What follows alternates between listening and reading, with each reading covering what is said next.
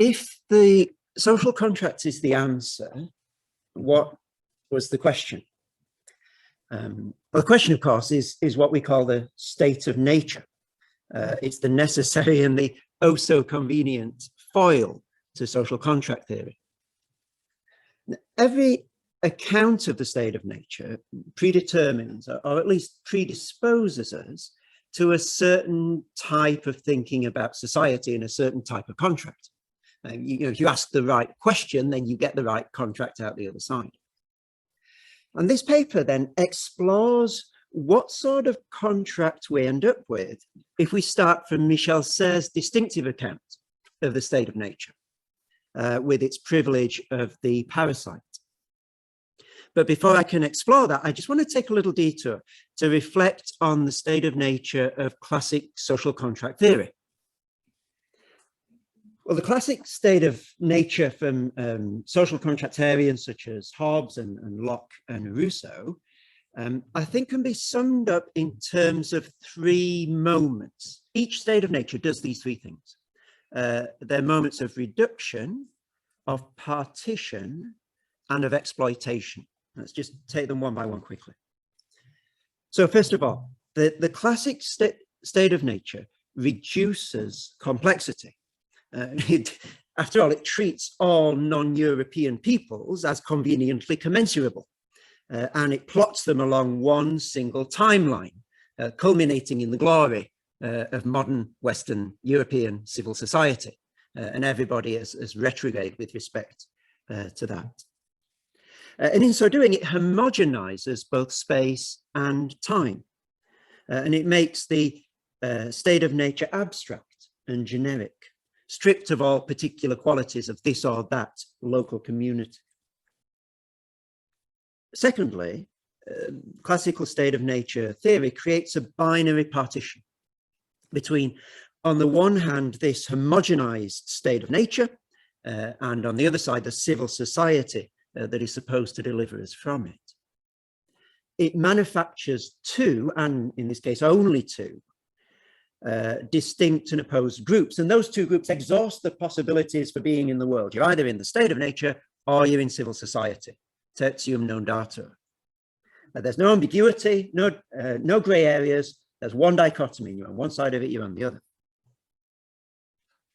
Thirdly, the classic state of nature theories then see this blank polarized opposition as the privileged site for the exploitation and creation of dominating hierarchies, the differential valuing of the state of nature and civil society. It leaves you with a sun and a satellite, a measure and a deviation, a master and a slave, literally. It institutes a one-way, unequal, asymmetrical relationship between the state of nature on the one hand and civil society on the other. Now, this threefold reduction, partition, and exploitation, I want to argue, I haven't got time to argue it in detail in this paper, but I'm more or less assuming it, and I'm happy to talk about it in question time. This is not just how the state of nature works. This is actually how modernity works, time and time and time again. This is simply what modernity does. It does it epistemologically, both empiricism and rationalism. It does it politically, economically, agriculturally, scientifically, colonially, racially, black and white. It does it with space, it does it with time, it does it with the subject, it does it with sovereignty, and it does it with the nation state. In all these examples, modernity reduces, partitions, and then exploits. This is, if you like, the shape of modernity. This is the heartbeat of modernity, and therefore of modern notions of ethics and politics as well. So as we examine the state of nature in this paper, what we're really doing is we're looking at a mise en abîme of modernity more broadly. And the conclusions that we draw about the state of nature will have valence for a critique of modernity more broadly. Serres systematically, I want to argue, subverts and reimagines each of these three characteristic moments of the modern state of nature. Instead of reduction, he has noise. Instead of partition, he has parasitism. And instead of exploitation, he has symbiosis. And this represents a radical rethinking of the social contract tradition from the ground up. And I want to argue, it presents a potent blueprint for thinking about society and politics in a way that meets the most pressing challenges of the age in which we live. So first of all, not reduction, but noise. Whereas the classical state of nature and modernity more broadly begin with a homogenizing, decluttering reduction, Serres begins, of course, with noise. Noise for Serres is chaotic potential, isn't it? It's the tohu wabohu of Genesis 1 in the Bible, the formless and empty world that is then shaped into sky and land and sun and moon and fish and everything else. It's the white noise of the atoms falling in the void before the clinamen sends them hurtling into each other. It's a noise of confusion, perhaps, but it's also a noise of potential. It's a generalized incipience, an almost rhythm, a magma bubbling just below the threshold of form and figure. But the potential of the classical state of nature, by stark contrast, is a blank slate. It's bleached, it's sterilized of all particularity. Think of Cartesian space and Cartesian coordinates. But the potential of Serres' state of nature couldn't be more different. It's something like a nascent unruliness. And this noise for Serres is not the enemy of form and figure as it would be for modernity. No, quite to the contrary. In fact, for Serres, noise is the carrier of signal.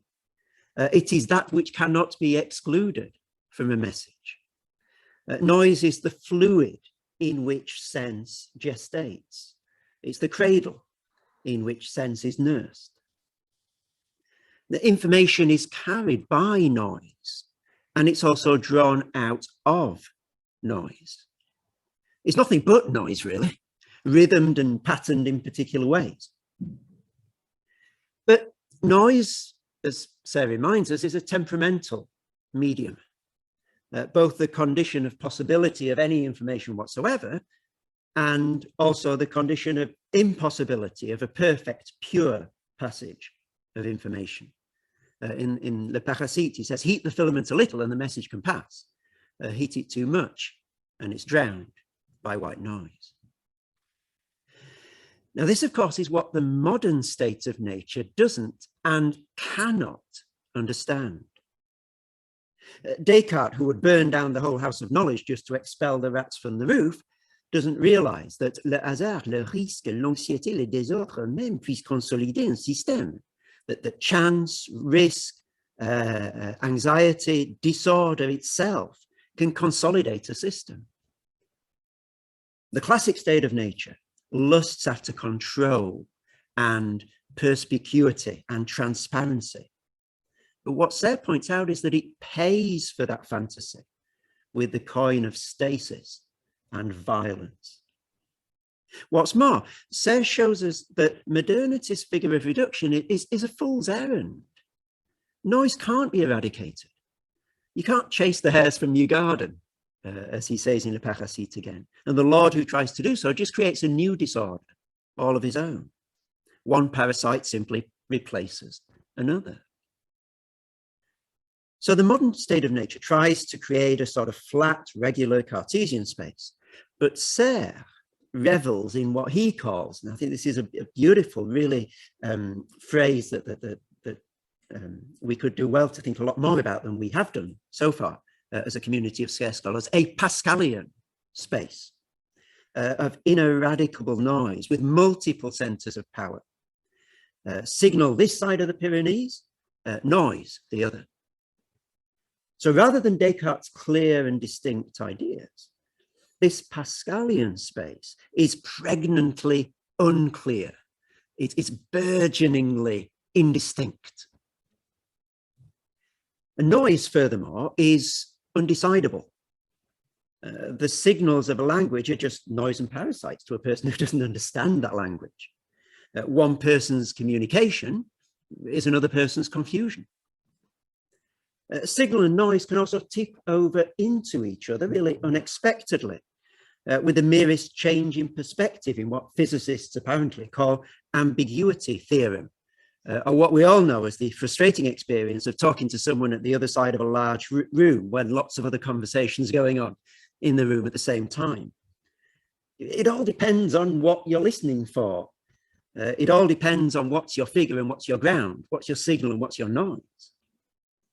So noise, you see, always destroys one order and builds up another at the same time. Noise gives and noise takes away.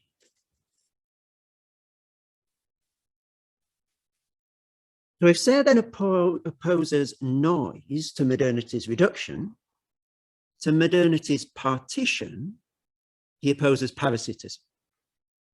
The partition, remember, creates two dichotomized poles. You've got the state of nature and civil society. You've got monotone and white noise. You've got civilization and barbarism. But parasitism interweaves and joins through difference. This is what I propose to call an ontological parasitism, because I want to distinguish it from something I'm going to talk about in a minute, which I'm going to call elective parasitism. So modernity's state of nature is a science of division. It creates dichotomies. But Serres, in his own language, gives us a science not of division, but of relations. And this is his response to the question that he asks in Le Parasite: what does it mean to live together? What is a collective? What does it look like? Well, the answer, I think, is that it looks like a generalized parasitism. Modernity's state of nature deals in anthropological atoms, patterned on the self-styled, self-sufficient, rational, early modern bourgeois males with no commitments and no family ties who populate the social contract. It's not by chance that Hobbes's famous description of the state of nature begins with the adjective solitary. It's fundamental to that way of thinking about the social contract, that humans be atomized in that way. But Serres' state of nature is populated by interconnected related parasites. Beings don't precede relations, rather we have what Serres calls elementary relations. The classic state of nature then, policed by atomized bourgeois benefit maximizing white males, is in contrast to the anthropological type of Serres' state of nature, which he calls parasitus sapiens. And humanity is parasitic in at least 6 ways, most of which I think we've covered in one way or another so far this conference. So first of all, again, I think for the 3rd or 4th time in these 2 days, on the cellular level, our mitochondria were apparently originally parasites that sucked energy from our cells, but then at one point they got incorporated into our cells, and then now there's a wonderful symbiotic relationship where they produce energy for our cells in a process called endosymbiosis. So that's the first way in which we're parasitic.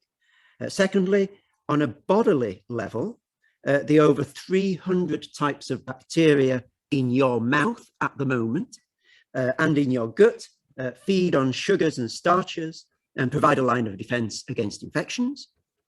And without the mitochondria and bacteria, archaea and fungi and protozoans and viruses that live on and in the human body, we wouldn't be here today to have this conference.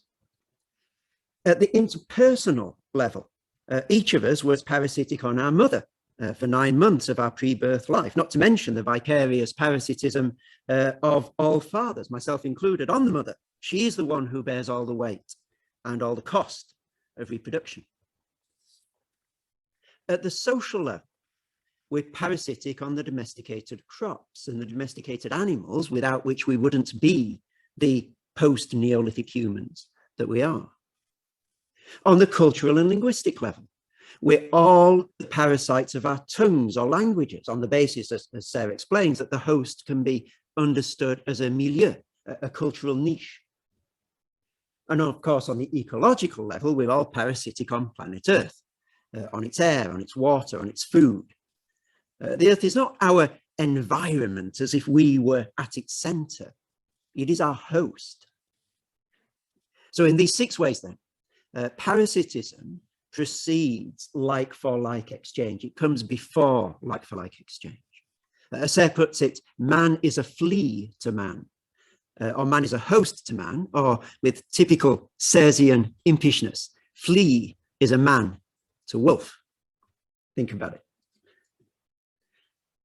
If humanity is parasitic through and through, for Serres, then so is society, however. We can see this in terms of the way that he imagines the 3 central features of civil society in the classic social contract theories, namely sovereignty, the social bond, and property. First of all, sovereignty. Serres identifies the sovereign as the universal parasite. In La Fontaine's parable of the heifer, kid, and sheep in partnership with the lion is a splendid example of Hobbes's Leviathan, paying for his lunch with empty phrases backed up by overwhelming force. The secret of politics, Serres reminds us, is that the strongest is the parasite. Secondly, the social bond. Whereas for classic social contract theory, the social bond rests on the assumption that everyone is better off within civil society than we would be outside it, a position that's sometimes known as the Hobbesian hypothesis. For Serres, civilization is built on what he calls the very first monuments of our culture, namely parasitic hospitality, conviviality, table manners, and relations of generosity with the stranger. As I think Massimiliano was pointing out yesterday, etymologically, parasitos means eating next to. And the social bond is also created, of course, by quasi-objects, the cultural equivalent of our domesticated crops and animals that make us who we are. The passing of quasi-objects between us, like money or bread or wine or words or drugs or rugby balls, creates the collective, creates society. Thirdly, property. Property is, of course, a central feature of classic social contract theories. For Hobbes and Locke, it's one of the jewels in their crown, and for Rousseau, it's the thorn in its side. But for Serres, quoting here from the Natural Contract, the rights of mastery and property come down to parasitism. So property for Serres is not so much about what's mine as about what's not yours, what's not other people's. Not so much what is propre, my own, but what is malpropre, unclean, so that no one wants it but me. So how do I make the soup mine? I spit in it. How do I make the colonies, supposedly living in a state of nature, mine? Well, I abuse them. I brand them. I displace them like ornaments in my own home that I can move about how I will. How do I make the world mine? I pollute it. And this is what Serres calls the excremental theory of property. The first person who defecated in a place and found others disgusted enough to leave him to it was the founder of civil society. It's a form of appropriation through parasitism. It is, in fact, I think, not too far from the Lockean notion of property as appropriation and production that necessarily creates waste. Thirdly, not exploitation, but symbiosis. So a third subversion of modernity, and it's a counter to the state of nature that Serres gives us, is when he replaces modern exploitation with his own parasitic symbiosis. This is now the elective parasitism that I said I'd come back to a moment ago.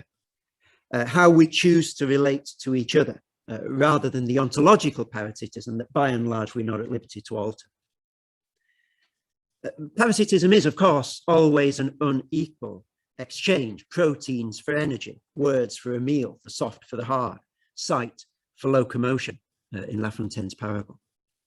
But this inequality need not be exploitative, although sadly, as Serres points out, it very often is.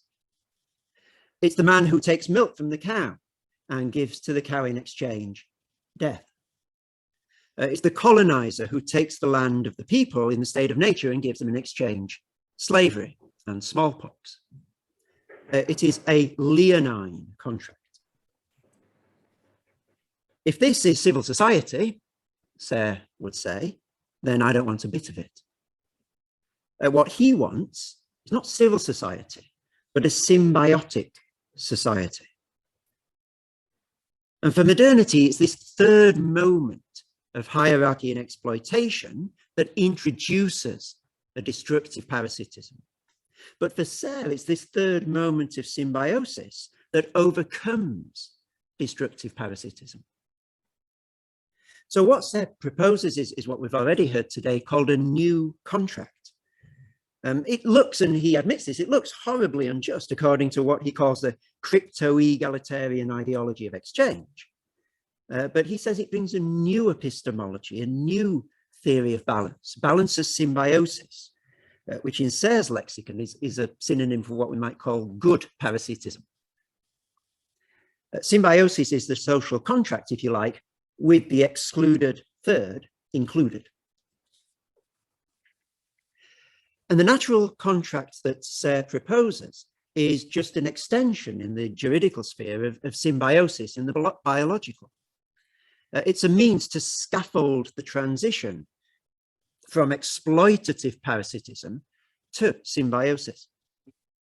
It's not called natural because it's simply there and it doesn't need any work. No, quite to the contrary, it needs actively imposing on a situation of abuse in order to mitigate and eventually end that abuse. It requires a work of pedagogy, not simply a declaration that it's there already. And this symbiotic contract, then, is a way of mastering our mastery, not just by standing by and letting nature do its thing. As I draw to a close now, I think that for all its necessary reframing of humanity and society and the contract, I do think that Serres' account of symbiosis leaves something important unsaid. That it itself, if you like, needs a parasite to supervene on it and make it more itself than it ever was. And this is how I think it falls short. Serres couches the symbiosis in the language of reciprocity. He calls symbiosis a contrat de reciprocity.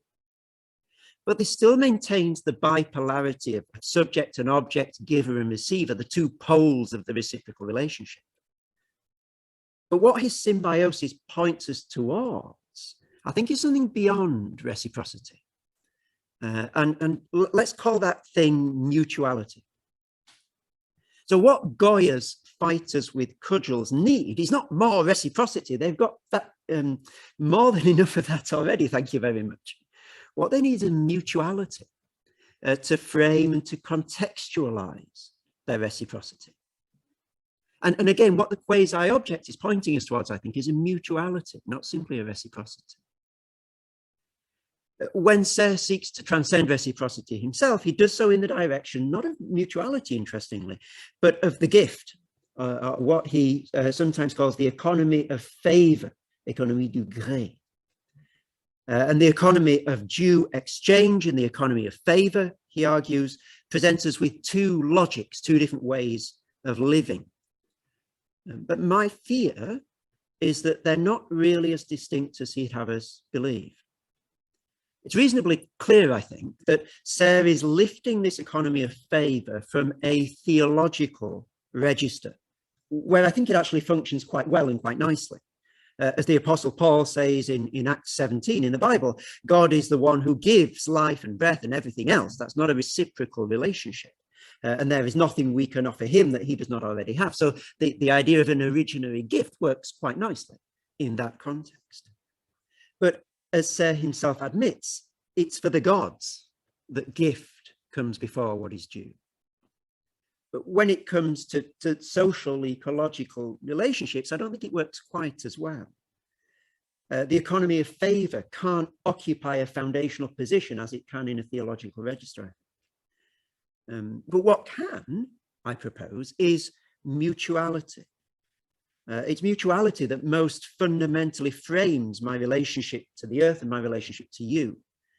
It's mutuality that makes sense of the favour that passes between us. Serres laments that today the Société du Gré have disappeared, he says, and he sees the only alternative as a sort of bald, modern Société du droit et avoir. But I wonder whether we need to mourn quite so much as he thinks we do.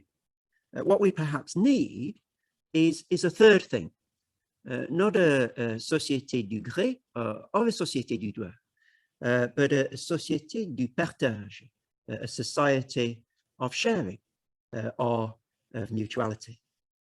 Thank you.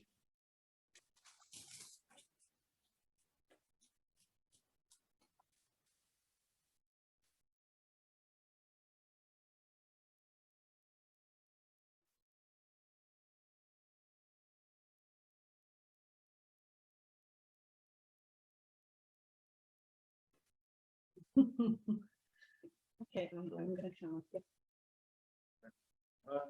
Thanks, Chris. That's great. Yes, I'm buying all of that. Happy days. One caveat, and that is that in terms of what is owed to the world, he says everything. And I wonder if so that's to the world, perhaps mediated by the society that we are forming as interweaved in the world. But everything is owed, and can we square that with mutuality? Is that, can that be done? I think the only situation in which it couldn't be done is one where I am not part of the world. Yeah. But if I am part of the world, yeah, then I think it can be done. And I think Serres would say most emphatically, I am part. Yeah. And you know, with the full weight of that, that's in a partage, sharing. I am sharing in the world. I am part of the world. Yeah.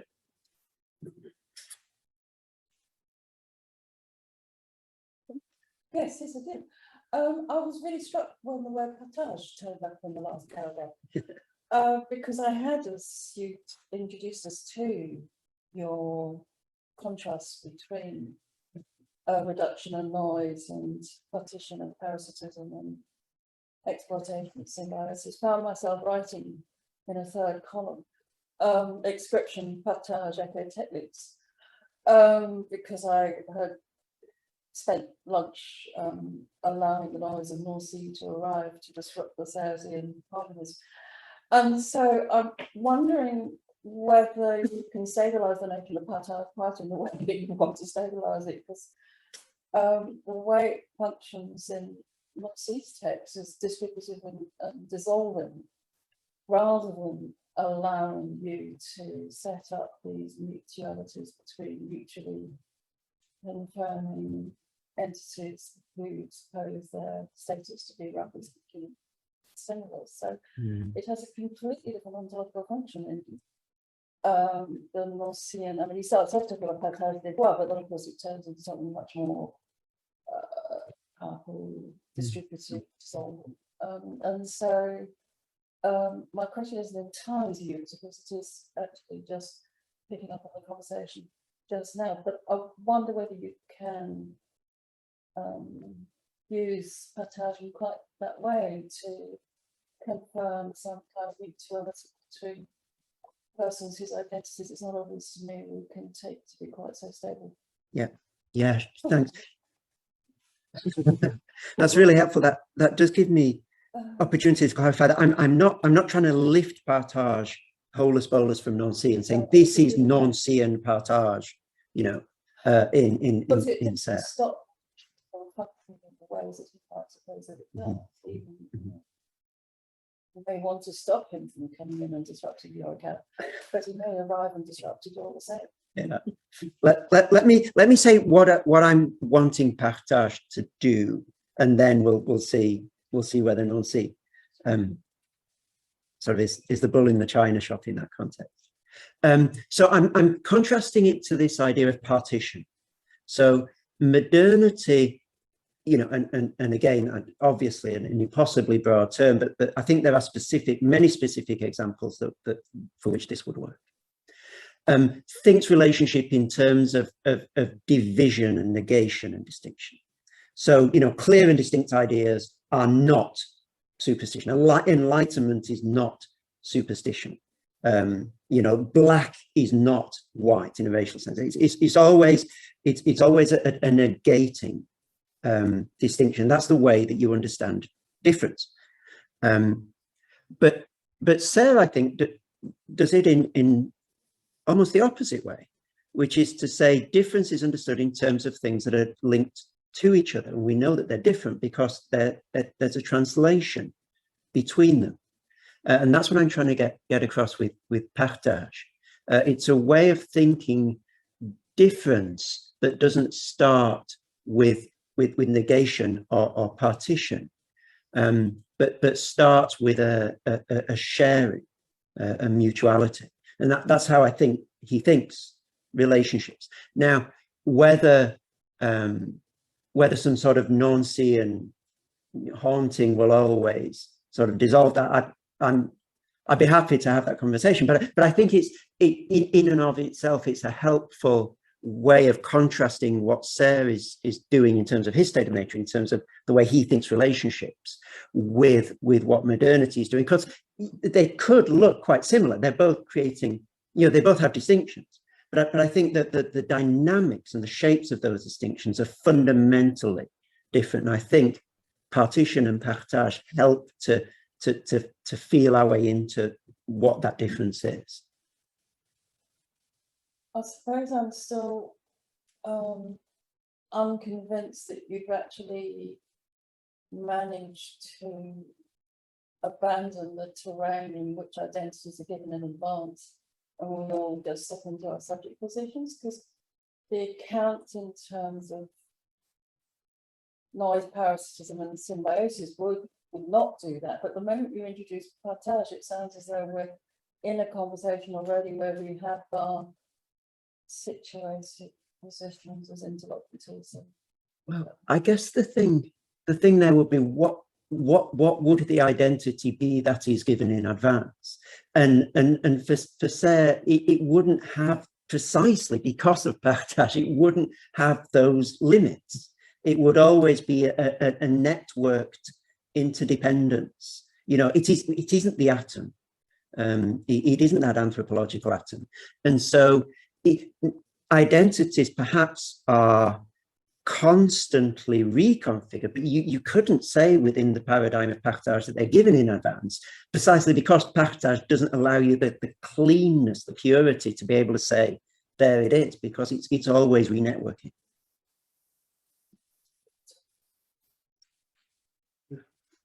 Online, maybe too, and just adding on to that, your exchange there, that conversation, which you said that when you introduced the idea of mutuality, that you referred to the role of quasi-objects, around which subjects take on their subjectivity. So I assume that the role of quasi-object becomes really quite significant there. And with them, of course, I suppose I could just take the example, the one example, famous example of objects, the rugby balls, and again, the rules, again, they're also important for the mutuality that are. So just one sentence, literally one sentence. Yes, and therefore the reciprocity happens always within the context of the mutuality. Without, again, you wouldn't have the reciprocal nomination of the subject.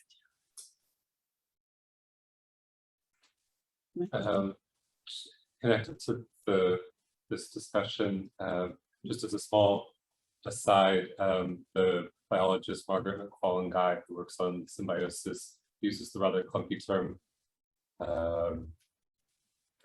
carriages of complex consortia instead of symbionts, on the grounds that symbiosis still implies that you could identify a line between one organism and the other, whereas my relationship to my gut microbiome, for instance, is much more fluid. And so I've kind of, I think symbiosis her term works quite well for kind of negotiating that and avoiding kind of pre-assuming fixed identities. And then I don't know, this is a very inchoate question, but related to the quasi-objects, there's a line in that passage, and sorry if you already responded to this, I was trying to find the quote, but he says, when people are passing the ball, the better the team, the faster the ball moves. There's kind of this like fetishization of Pep Guardiola's Barcelona avant la lettre. And I wonder about if you have any comment on that. Like that seems a kind of prescriptive idea of what a good collective works looks like. But you know, they do pass it faster and faster. There's he talks about it as the kind of, I don't know, hot potato. There's some kind of like effervescence that happens. Yeah. I don't know if that's relevant to what you're describing. Yeah, I guess to look at that from the other side, you don't want anyone who's just going to hog the thing for as long as they can. That's not, you know, that doesn't serve either the one who's doing the hogging or anyone else. It's and I suppose to try and bring that back to the language that I'm suggesting is helpful for understanding Serres here, that misunderstands the mutuality that sets the frame for reciprocity. Like it misunderstands the fact that we're all in this together to begin with. It's not simply me and you or me versus you. There's in order, and this is his argument about war as well. You've got to have rules for it to be war. That's why he thinks that the state of nature is not a war of all against all, because then you've already got a contract. You know, you've got to have two sides that know which side they are, that decide to fight each other and not within themselves. And, you know, there's a lot of structure, there's a lot of mutual understanding that underpins the reciprocal destruction of war. And I think, you know, you could feed what you're saying into that similar sort of language.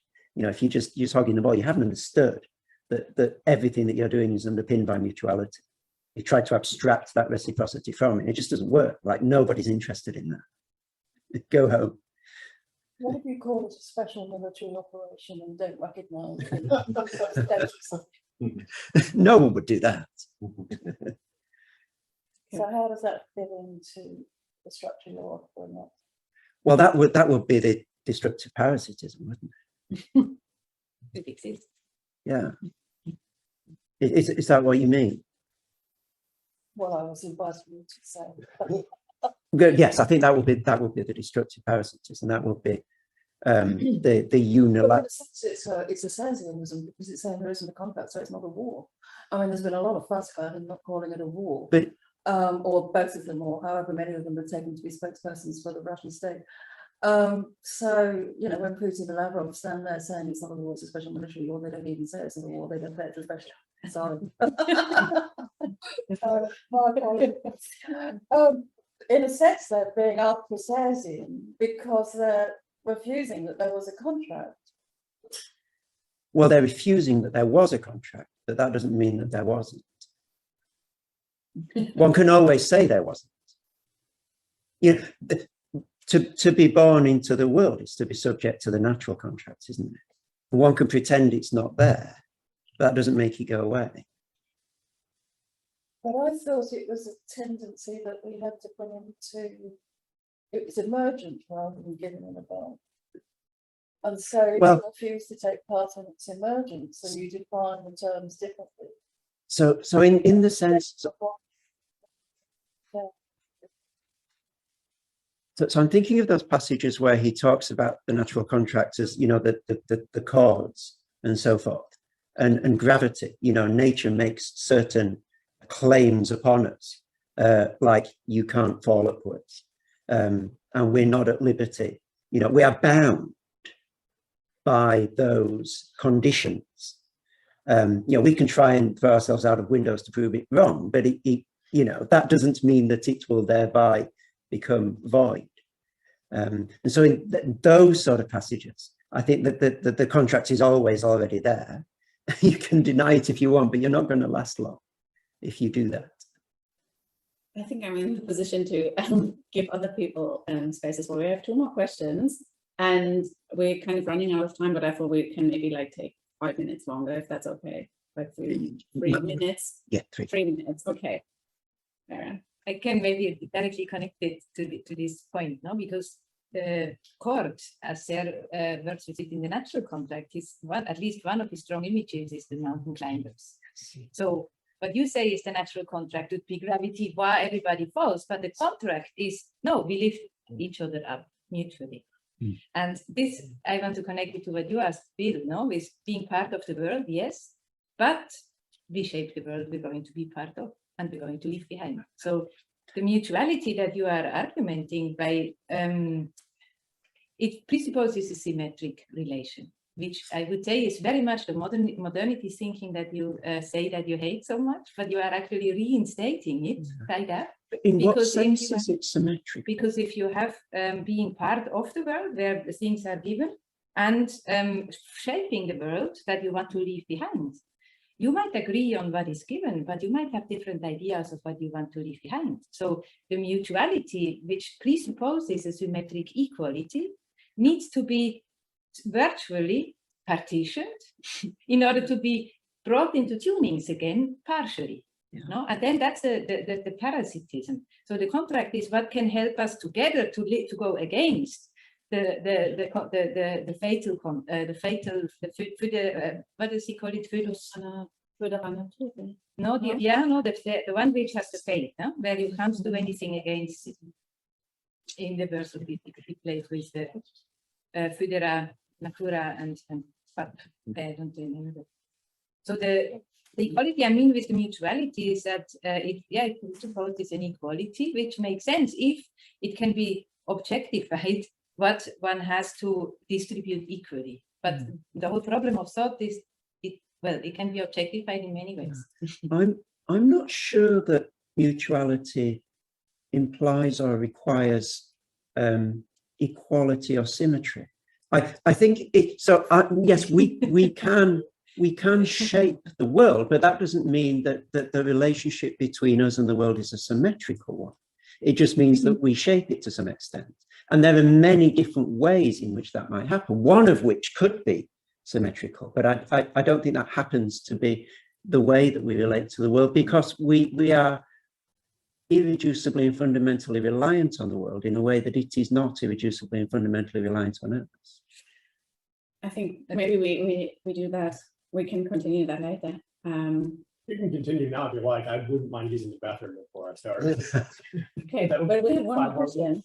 Yeah, it's a good one. So it's not terribly sophisticated. Just when you were talking about the sharing society at the end, and it made me wonder about the resonance with other terms like, the sharing economy, circular economy, and so on. And all of those brilliant, noble experiments as they are in sort of symbiosis also seem to have startup costs associated with them. So if you share household tools, you will need to pay in the household tools. And it made me think, well, there's something about, to carry on with the metaphor you were using, it's something about a group of people who all agree to shit in the same place, or who all agree to share the same meal they've spat on. So it's a sort of in between sort of parasitism and symbiosis. So, I mean, what would it then take to sort of properly nudge that into symbiosis? Would it take a crisis or a shock, or is there a sense in which symbiosis always has a tendency to revert back to parasitism in some sense?